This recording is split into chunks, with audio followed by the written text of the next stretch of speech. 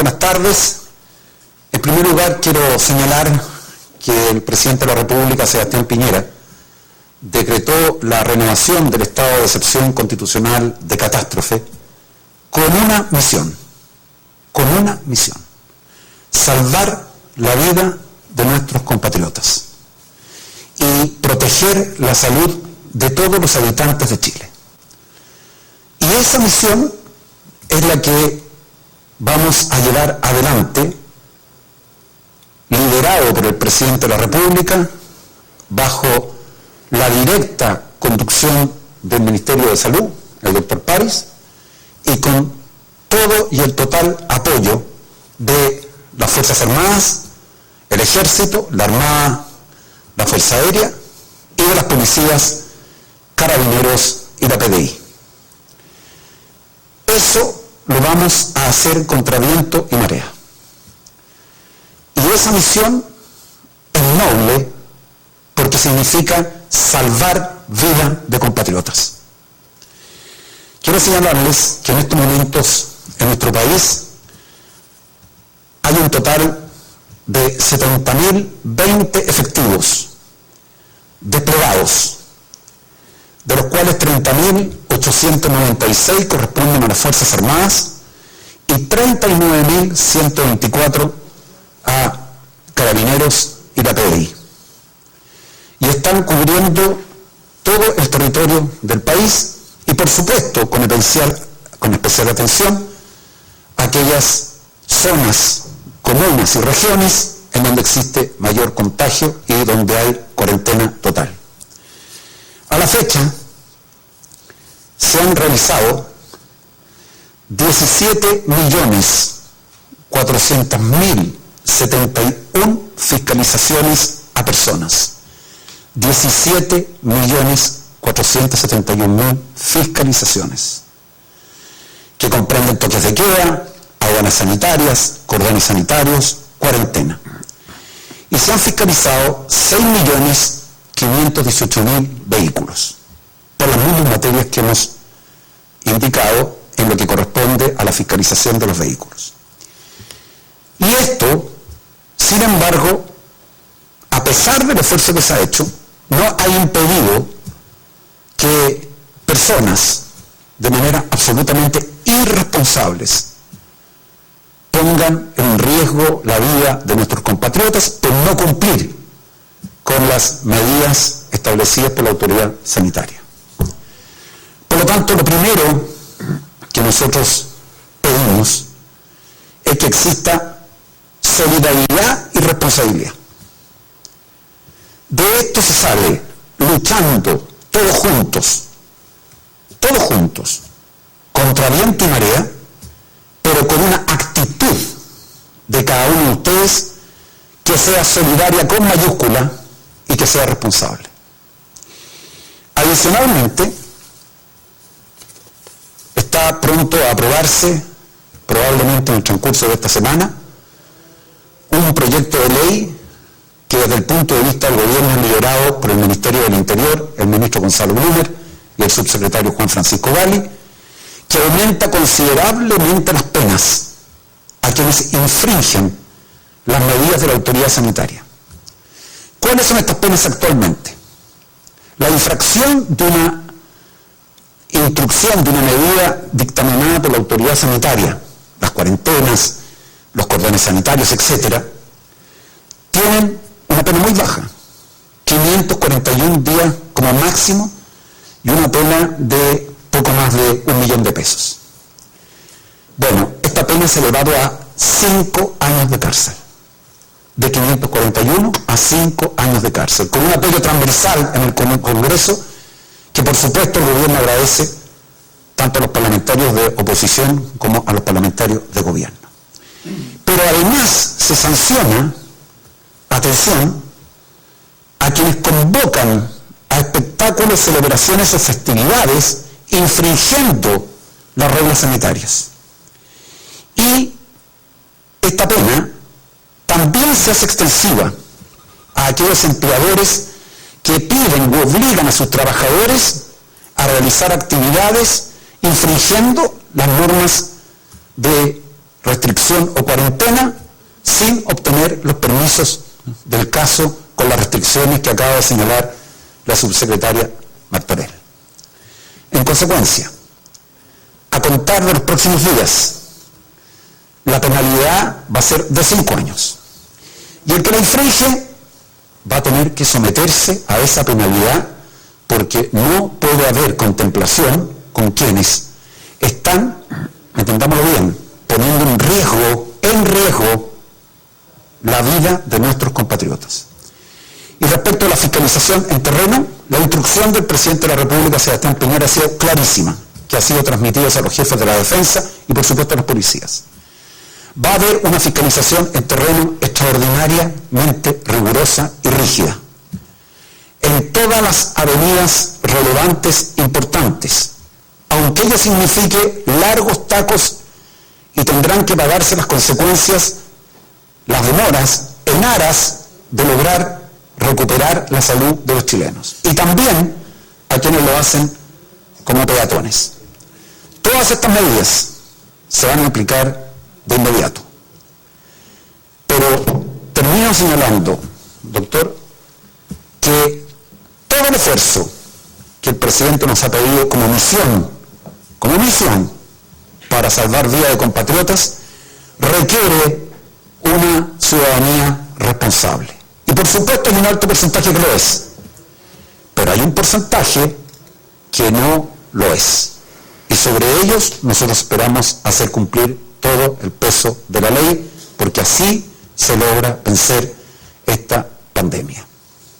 Muchas gracias, ministro Espina. Muchas gracias también, subsecretario Martorell.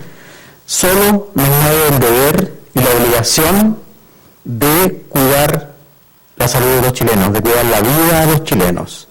La salud es un derecho y esto está marcado obviamente en ese concepto que hemos introducido en nuestro gobierno.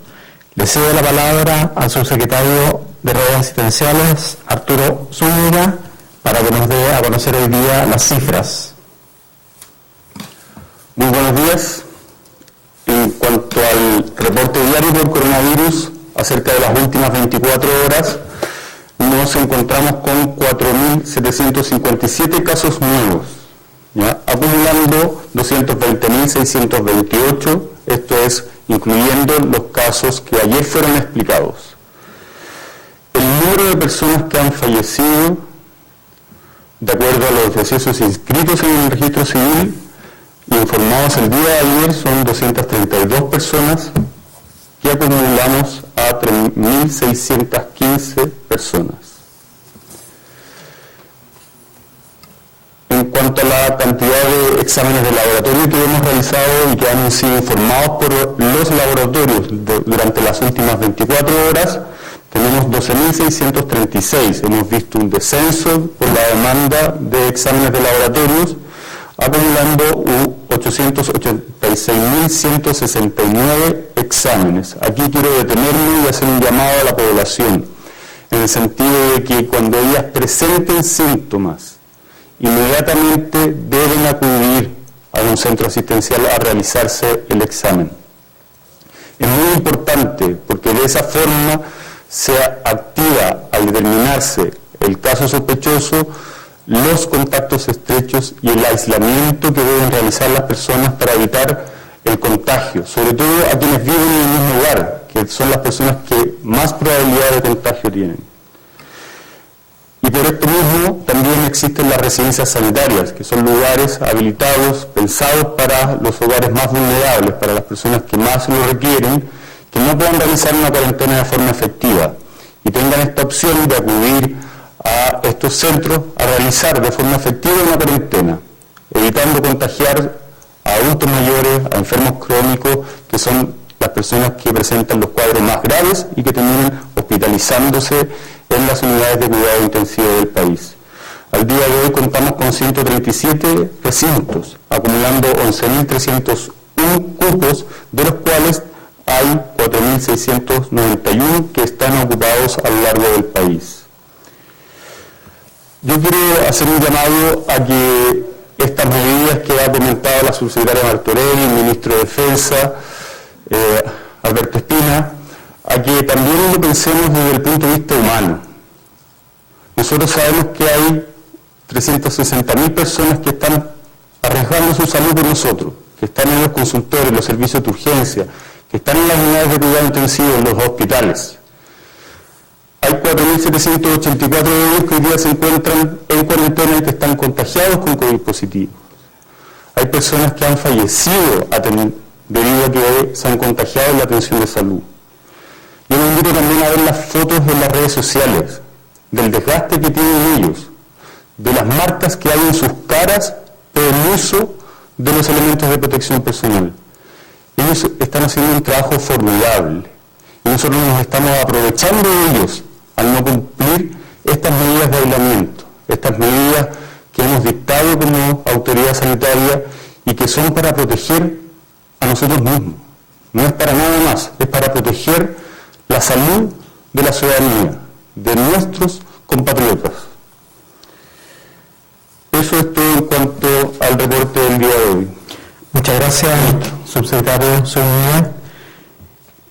Yo quiero reforzar el tema del reconocimiento a los funcionarios de salud de todo Chile, tanto de la atención primaria como de la atención terciaria, porque creo que ellos merecen nuestro respeto. Ellos han dicho: ya no queremos más aplausos, queremos que la gente se cuide para que no sigamos recibiendo más y más pacientes que se agravan rápidamente y que hay que hospitalizarlos e incluso aislarlos de sus familias.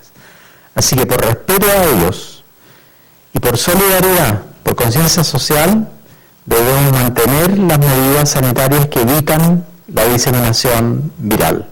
Pasamos a las preguntas. Ministro, buenos días. Ya se descartó la hibernación, pero no se analizan más restricciones a los trabajos que son esenciales. Por ejemplo, usted hoy en la mañana en una entrevista planteaba que no se entiende que las ópticas estén abiertas, o qué pasa con las oficinas telefónicas, con los delivery, para reducir aún más la movilidad debido a la gran cantidad de contagios que tenemos. Y además, sumar a esto, ¿en qué etapa de la epidemia estamos? ¿En qué etapa de la pandemia? Estamos en un pic, ya se está hablando de pic, de mesetas. ¿Qué pasa con ese diagnóstico? Voy a responder a la segunda parte. No vamos a hablar ni de pic ni de meseta. Eso se verá en forma retrospectiva. Uno no puede dar esa respuesta ahora.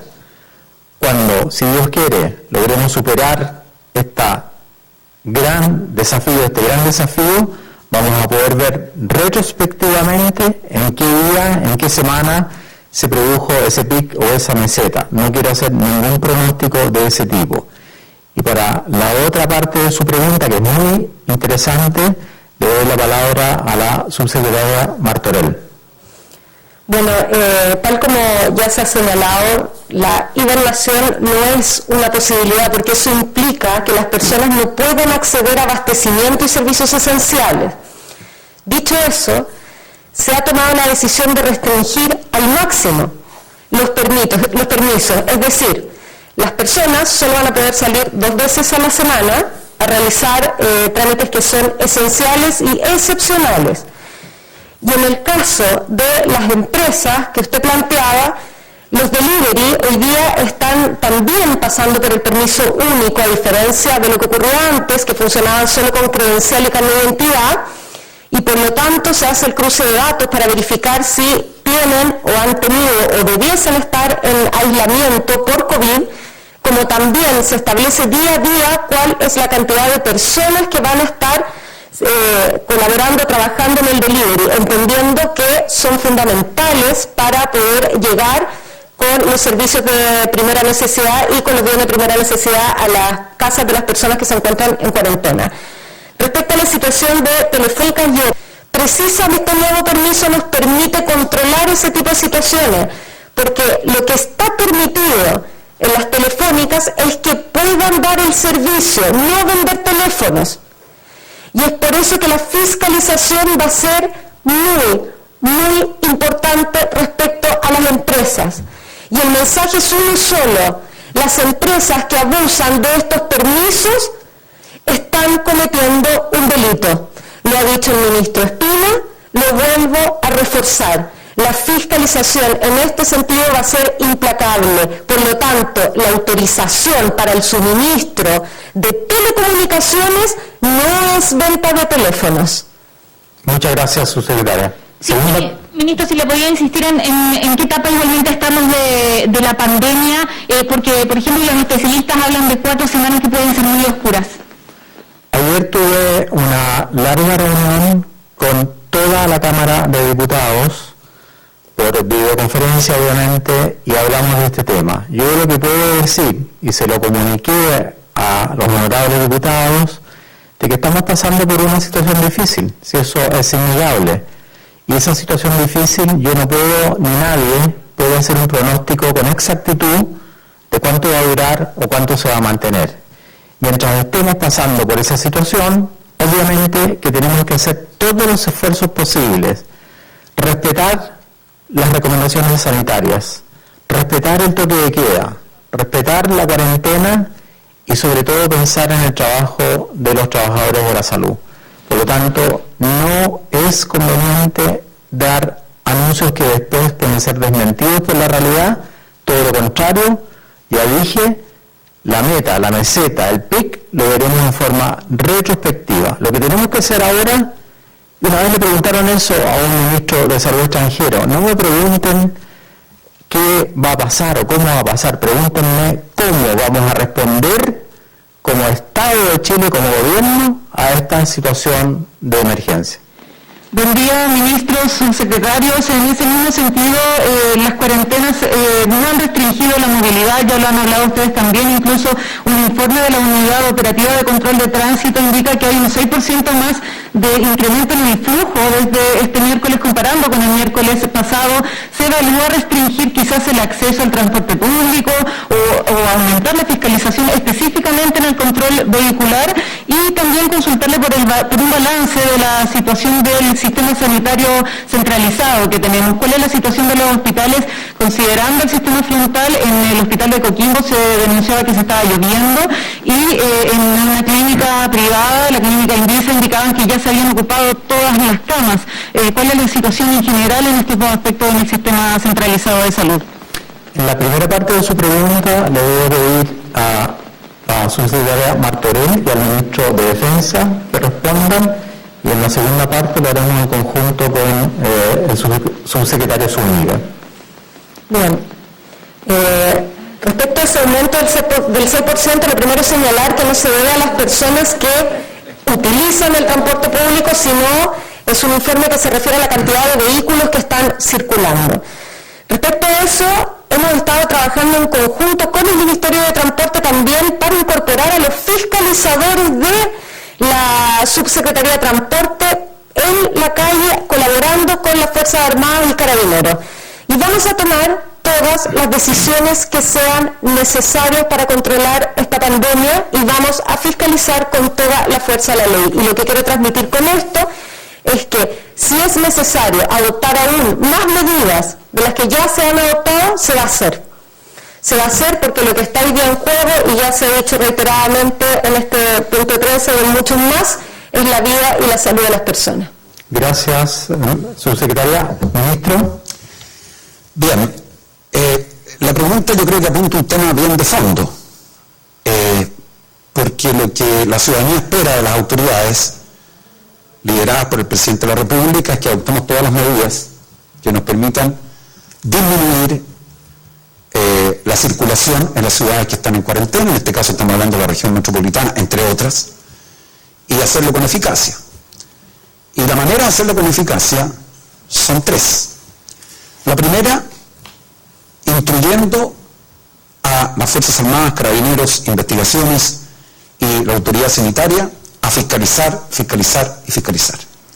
La segunda, estableciendo que quien infringe va a pagar con cárcel, porque no hay otra alternativa. Va a pagar con cárcel. Y en tercer lugar, haciendo un llamado, que es ser solidarios y responsables. Estos 3 elementos, si los trabajamos juntos y le sumamos el que se restrinjan los permisos, porque la gente abusa de ellos, lamentablemente, un sector, no todos. Entonces vamos a ir obteniendo cada vez mejores resultados. Pero esto es algo que tenemos que hacer en conjunto. Esto no es algo que depende solo de la autoridad ni solo de la ciudadanía. La autoridad lidera, pero la ciudadanía tiene que acompañar. Y por eso nosotros creemos que hemos dado las medidas para lograr un mejor resultado y por supuesto estamos siempre abiertos a cualquier nueva sugerencia que se haga en cualquier ámbito, porque como esto es algo que enfrentamos todos juntos, los que tienen buenas ideas, bienvenidos sean, se evalúan y se resuelven finalmente bajo la conducción del presidente de la República.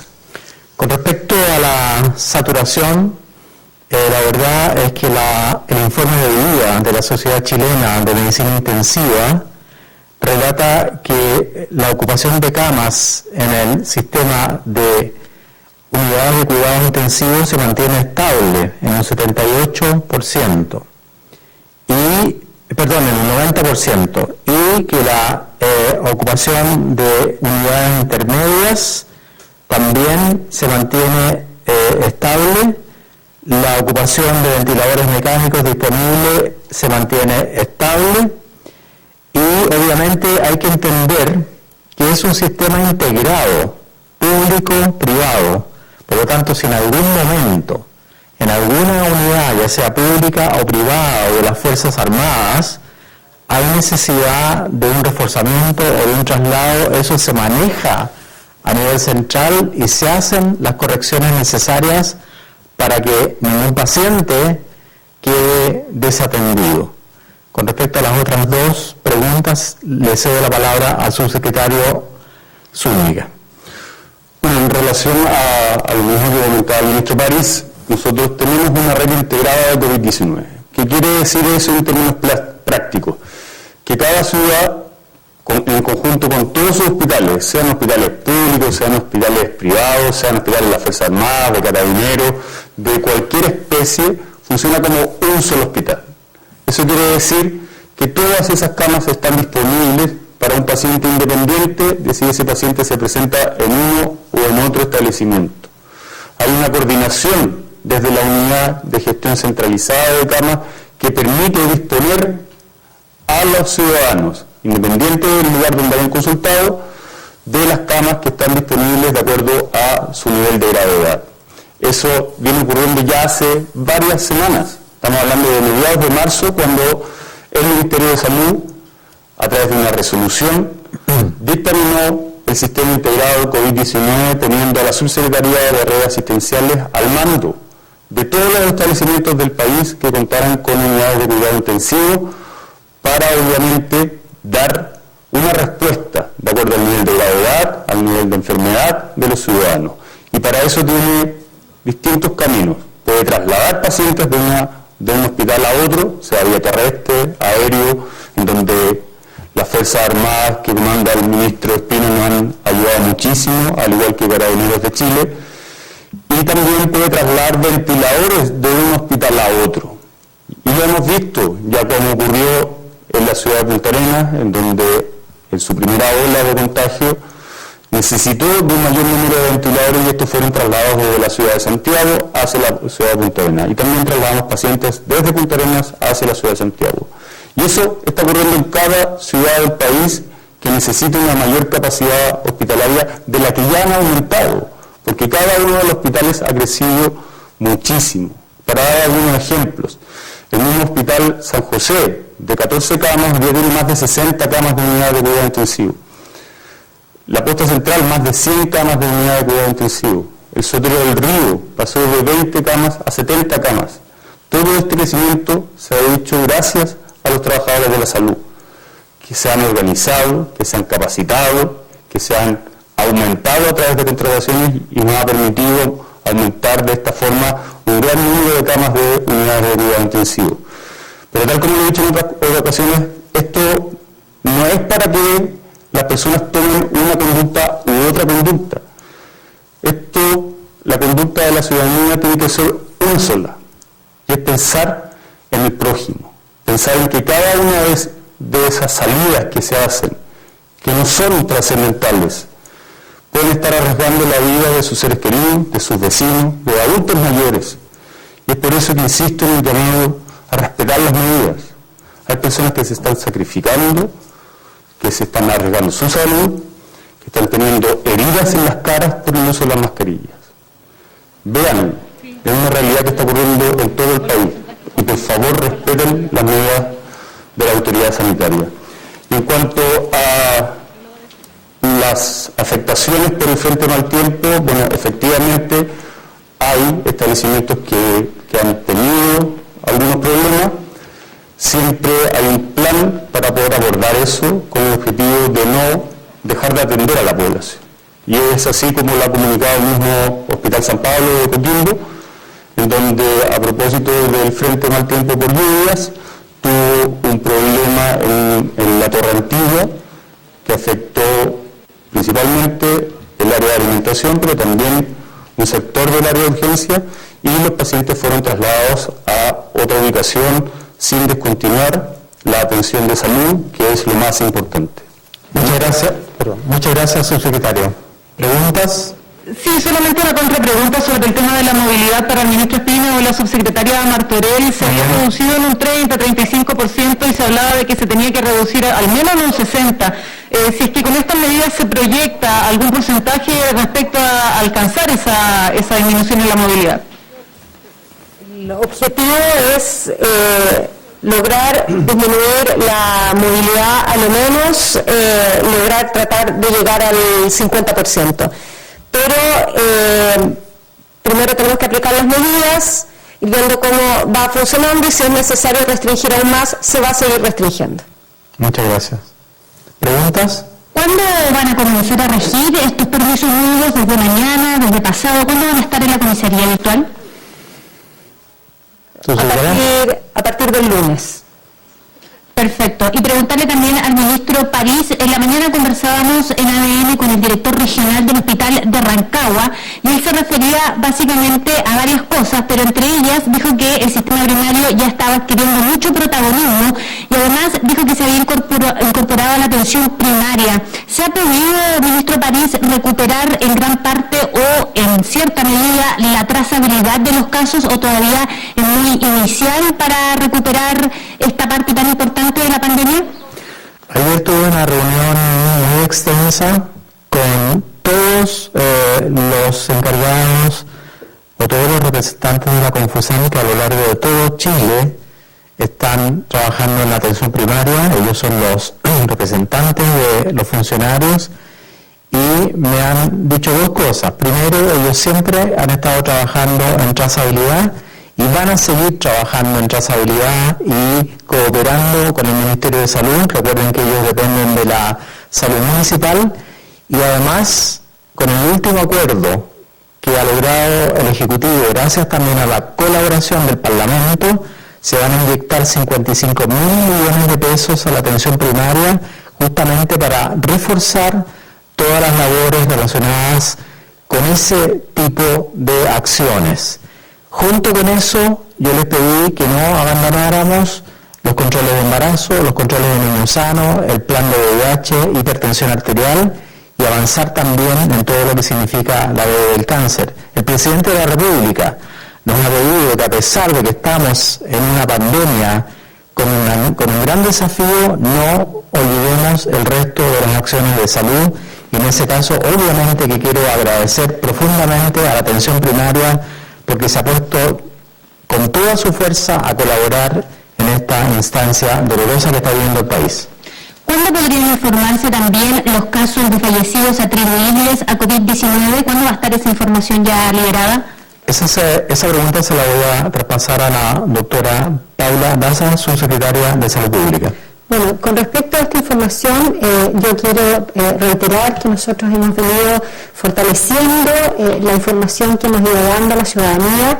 En el informe diario ya tenemos un informe de los casos confirmados, de todos los días los fallecidos que tienen certificado de función y una PCR positiva. En el próximo informe epidemiológico del día viernes se van a incorporar los casos fallecidos que no tienen PCR, que probablemente podrían haberse atribuido como causa al COVID-19. También quiero aprovechar de informar que, como lo dijo el ex ministro de Salud, Jaime Mañalich, se iba a incorporar también dentro de la información los casos probables, que nosotros hemos definido como aquellos casos que son contactos estrechos de las personas y que además comienzan con síntomas. Esto es una información que hemos ido adquiriendo en las últimas semanas, ya contamos con más información y por lo tanto en el próximo informe epidemiológico que va a salir el día viernes, a más tardar el sábado de la mañana, vamos a poder contar con información más robusta. Y aquí quiero ser muy clara y transparente.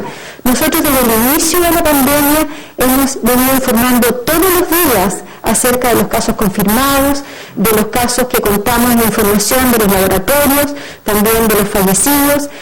Nosotros contamos con un sistema de vigilancia que se ha venido fortaleciendo, contamos con más información que ha venido siendo más robusta durante las últimas semanas. Y aquí, desde el inicio de la pandemia, cuando tuvimos los primeros casos, se decretó que todos los casos confirmados debían ser de notificación obligatoria. ¿Y qué significa eso cuando en casos de notificación obligatoria? Que los profesionales de salud deben notificar al Ministerio de Salud aquellos casos que son COVID positivos, ya sean sospechosos o sean casos confirmados.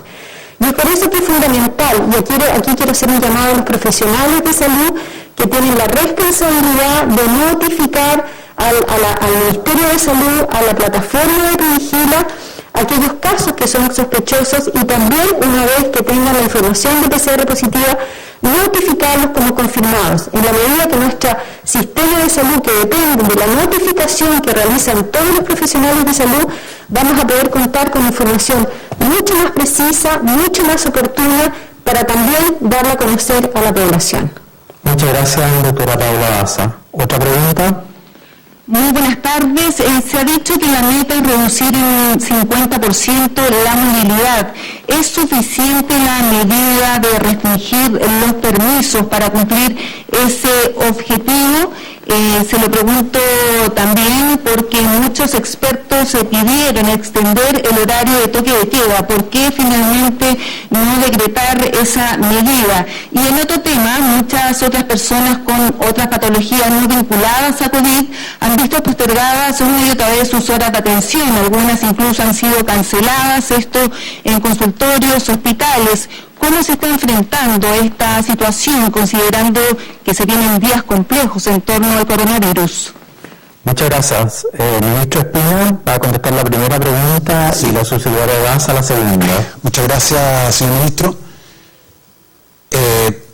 Disminuir la circulación que se hace hoy en día en ciudades en cuarentena, como es el caso de la región metropolitana y todas aquellas que están en regiones, no solo se hace sobre la base de disminuir los permisos, que es clave, porque mientras tengamos un número muy alto de permisos, por más que uno fiscalice, o las autoridades pertinentes, las Fuerzas Armadas, Carabineros de Investigación fiscalice, finalmente, si las personas tienen un alto porcentaje de permisos, van a poder seguir circulando, y además, en muchos casos, abusando de esos permisos.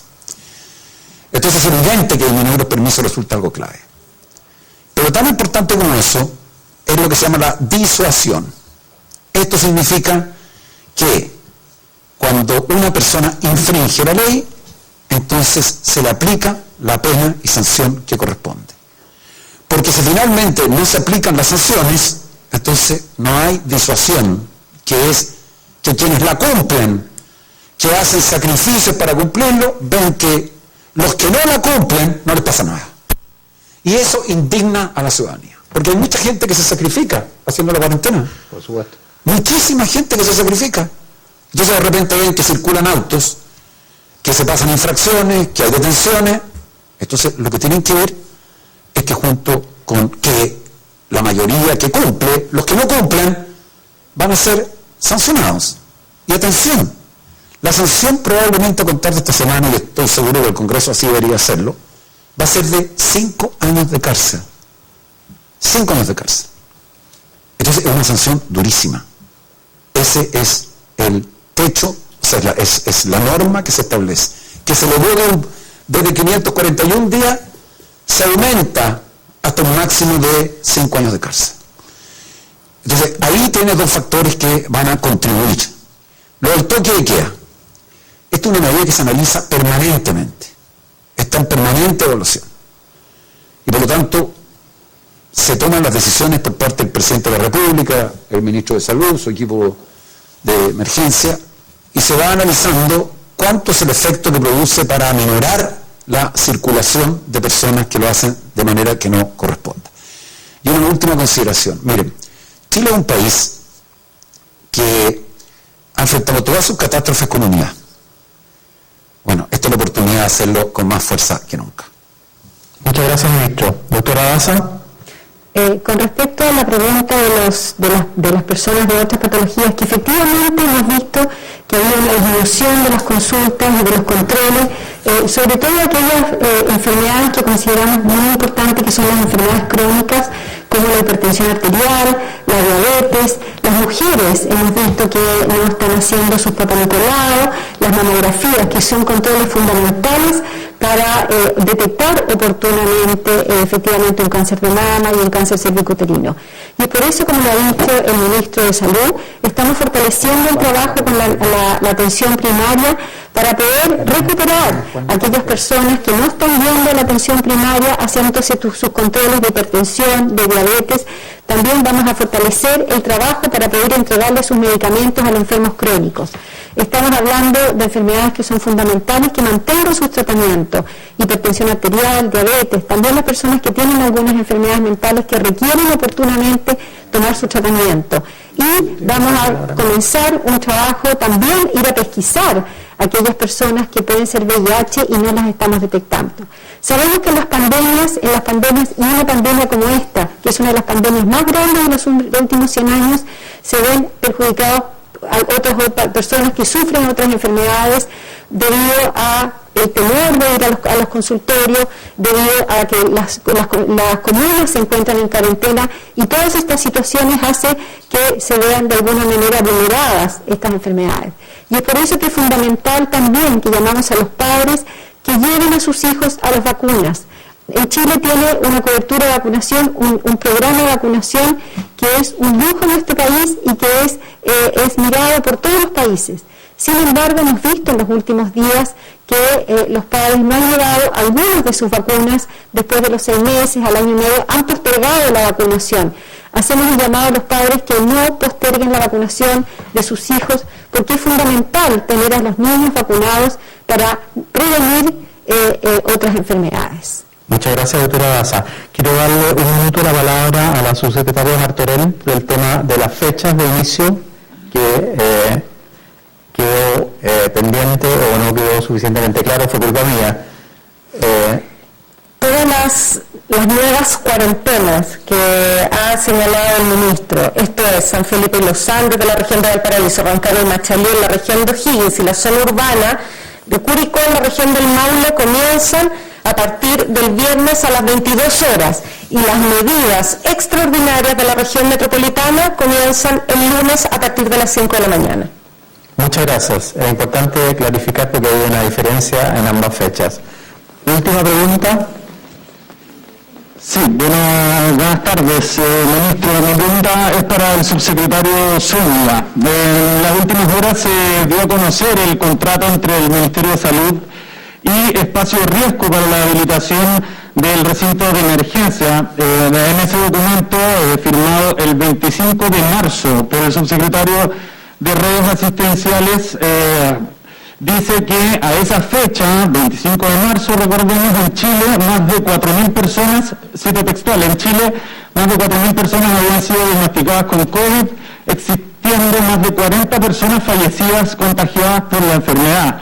Esto es lo que dice textual ese contrato del 25 de marzo. Sin embargo, ese mismo día en el reporte diario fue justamente el subsecretario de Redes Asistenciales, Arturo Zúñiga, el que informó a la ciudadanía que los contagios eran 1.142 y los fallecidos solo 3. Primero preguntarle cuál es la razón de esta diferencia, que es bastante grande, y en ese sentido, si es que ¿qué fue lo que pasó? Si se modificó el contrato a posteriori o derechamente se reportó una cifra menor a la real ese día.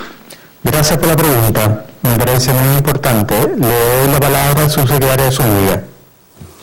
Bueno, la tramitación de este contrato comenzó efectivamente el día 25 de marzo y una vez que se redacta ese contrato se revisan varias oportunidades por las distintas divisiones del Ministerio de Salud, así también debe ser firmado por la contraparte y yo ese documento lo firmé el día 20 de abril. Y otra prueba más de que ese documento tuvo correcciones posteriormente es que en el mismo párrafo que usted menciona está hablando de los contagios a nivel mundial, que se acercan a 1 millón, y de 60.000 personas que han fallecido a nivel mundial. Y esas cifras corresponden aproximadamente al 6-7 de abril. ¿Ya? Por lo tanto, hay modificaciones que se le hacen al contrato y es un trámite normal de la firma de un contrato. Y para mayor transparencia, nosotros enviamos, porque fue solicitado por Contraloría General de la República, el día 15 de mayo este contrato para su revisión. Eso es, muchas gracias. Y en ese sentido, subsecretario, preguntarle por el mismo contrato que, firmado el 20 de marzo, quizás va en la misma línea de lo que explicaba, pero para aclararlo, recién el 20 de abril el Departamento de Finanzas del MinSal certificó la disponibilidad de los recursos y casi 2 meses después, el 14 de mayo, la Dirección de Presupuestos del Ministerio de Hacienda aprobó dicha contratación. ¿Cómo se explica entonces que el MinSal firme un trato directo sin tener la certeza de si alcanzan o existen los fondos para financiar esa contratación?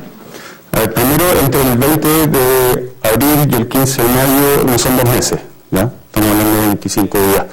Y efectivamente cada vez que se hace una firma de contrato después pasa a una resolución que aprueba el contrato. Y esta se hace posterior, no se puede autorizar algo por resolución que no ha sido firmado. Es un proceso normal dentro de la Administración Pública del Estado y, como acabo de mencionarlo, este contrato fue enviado a la Contraloría para su total revisión y si hay algo que tengamos que corregir, lo vamos a hacer. Quiero ser claro en esto.